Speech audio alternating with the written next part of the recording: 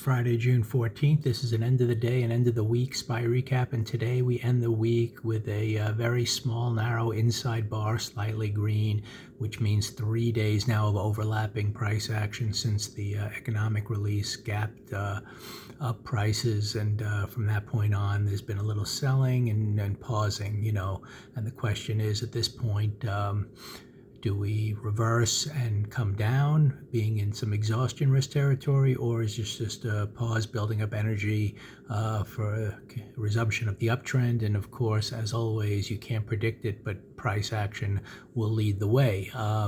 In terms of, well, before I get into today's price and the weekly kind of recap of what really unfolded, let's just look at kind of these key levels going into next week. So we have the weekly chart with a nice strong green bar, and that's fine. That means you do expect the highs to be taken out next week, or the high of this bar to be taken out next week in some form. It might start a little lower and eventually go up there. It might start up, and then at that point you see if it continues, or does it get back through the open and get, fail getting through the midpoint of that bar for a reversal bar. Those are the types of things we look at, and each day of the week you kind of get a feel for what's developing for the week itself and how the week's going to end up.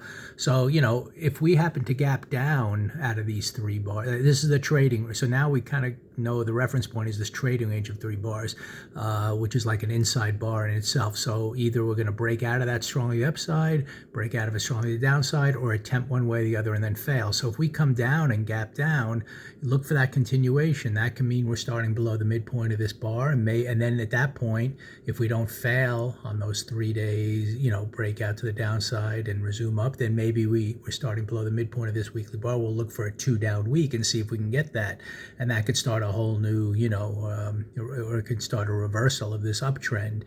So you're going to look for that breakout here and then see if it should occur and not fail and come back up through the range. Does it come all the way down and give us a 2 down week?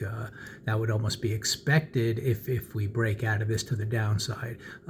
If we gap down and can't follow through, then it's an exciting, but then you get the feeling we're coming back through the range, and this upward continuation of the weekly chart continues strong.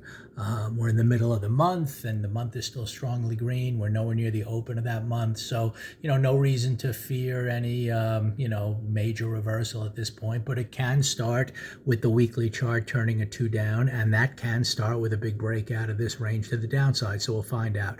So as I've discussed, even in this area here, when you had a little bit of consolidation, overlapping action, now you have overlapping action up here. It could be kind of an islandy top kind of thing after the gap up. So, don't be, if it breaks down, then we're going to go with that and see if we can get that 2 down week. It's just a matter of where price wants to go from here. All right, in terms of today, in terms of recapping the week, the tricky thing this week was that it was an economic report and a Federal Reserve decision right in the middle of the week. So the first 2 days were kind of pausing, waiting for that. Once that developed, you gapped up and you came into exhaustion risk. So all week long, these 2 days were tough to trade, waiting for that news. And then after the news, you could see the gap up put some exhaustion risk in play, and we just went sideways. So if we really look at the 5 days of the week, we had the upward bias, obviously, but in each case, Monday we gapped down and then started up. If you were just going to play the upward bias, just knowing that's the monthly chart, then you're waiting for that first bar to be taken out. The gap down started up. You could have bought that, and there were 2 pushes up. On this day, on Tuesday, I believe, I remember we went down for a bar or 2, but then came up through the midpoint of that first bar. There was your opportunity to buy that if you just wanted to do it, even on the gap down. If you were just waiting for buys only, 1 push up, pause, second push up. Then you had the big gap up. Wednesday, it did follow through a little bit. You're waiting for that Fed decision. Once that was announced, all kinds of crazy volatility. You never know how to really play that, especially when you're at exhaustion risk. Then if you wanted to play the upside, yesterday, just with the context, you really couldn't do it because it was a downward move all day. 1 push down, pause, 2 pushes down. And then eventually, of course, comes up because the trend is up. But, in terms of the initial price action, it was just down. And you could have played it to the downside. If you played to the upside, you had nothing to do, yesterday. And then today, It was the type of thing where if you were going to kind of mimic yesterday and kind of play the downward move to start and see if you took out some liquidity, there was a downward move here on bar 3, and I shot a video how I bought puts here thinking it might get to these lows, might break out of that range, but then I had to take a loss here in the midpoint of that first bar. I shifted back to the calls, and then all day long it went 1 push up, 2 pushes up, 3 pushes up. So, it was the type of thing where it eventually moved higher and you had the signal getting through the midway point of the first bar.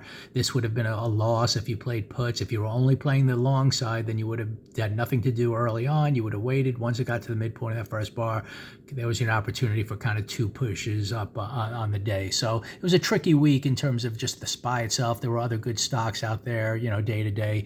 But now we kind of know where things stand reference point wise. Big thing is going to be how we break out of this 3-day range, and then how that weekly chart either continues strongly, holds the midpoint of this bar and continues strongly higher, or do we do something with that 3-day range up here that gaps down and maybe starts a 2-down week.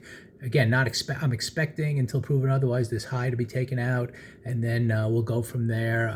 But that's kind of a recap of this week. It was kind of a tricky week with all the the news and waiting for it midweek.